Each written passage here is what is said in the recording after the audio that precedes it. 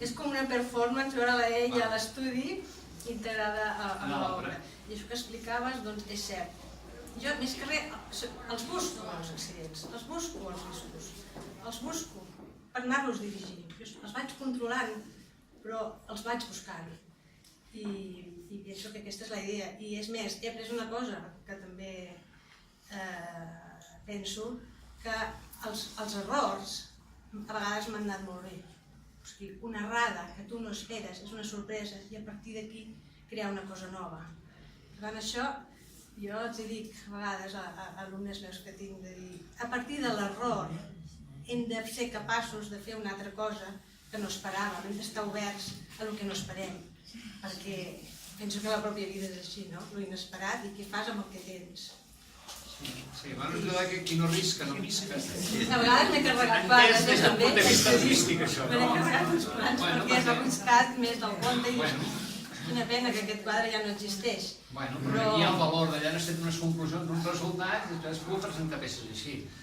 És interessant mirar l'exposició des d'aquesta òptica, ampla, tranquil·la, serena, pensant, insisteixo, no buscar elements coneguts, sinó deixant-se portar per la mà de l'artista, deixant-se entrar en el seu món i experimentar com ella ha experimentat el moment de fer-ho, doncs nosaltres intentem seguir aquesta experiència visual a l'hora de mirar el quadre.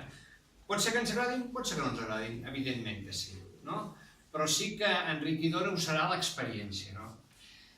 Bueno, no sé, ja no se m'ocorreix res més. Els títols també donen una mica de pista de la meva intenció, no? Sí, però bueno, hi ha títols que te poses a mirar el quadre i tornes a mirar el quadre, tornes a mirar el títol, tornes a mirar el quadre, tornes a mirar el títol. Aquesta sí, una vol de papallona.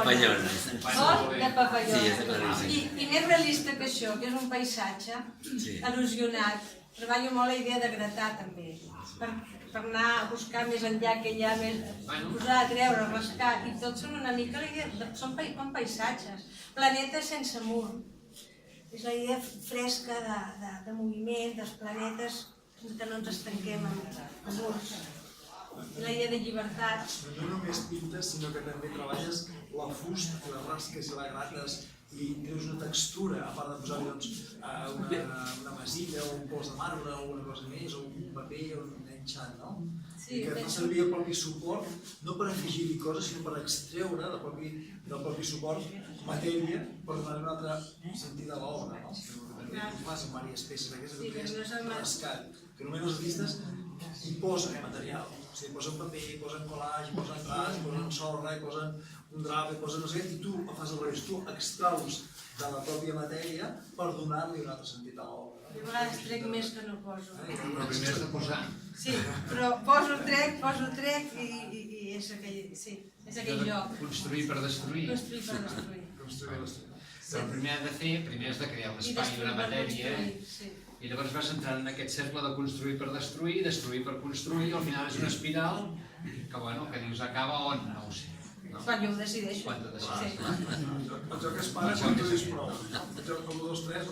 Perquè quan he trobat el que buscava, encara que no sabia el que buscava, però quan ho he trobat dic, és això el que buscava.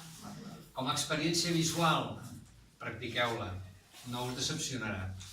És a dir, insisteixo, sobretot deixeu-vos del que estem acostumats a tenir com a punts de referència i senzillament passegeu-se i descobriu el que ella ha construït d'alguna manera, no?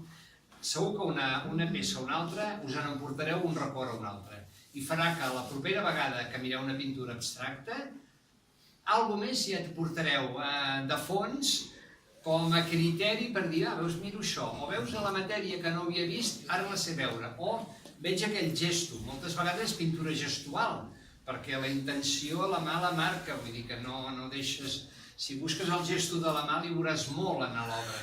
Vull dir, aquesta empremta seva al final defineix el caràcter de l'obra i el caràcter de l'artista.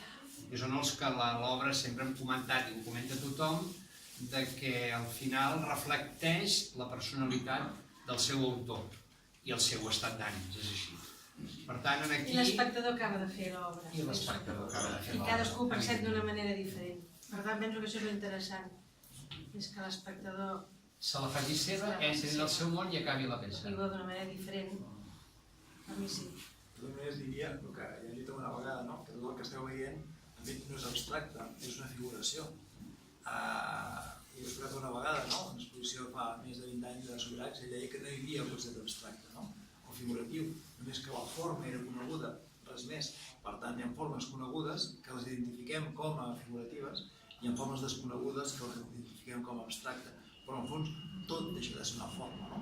Ella fa una rodona, avui va dir, és una taca, pot ser una pilota, pot ser un planeta, pot ser el que tu acabes de comentar, que cada persona acabi el quadre una mica amb la seva manera de pensar, amb la seva idea o el que en aquest moment suggereixi, no?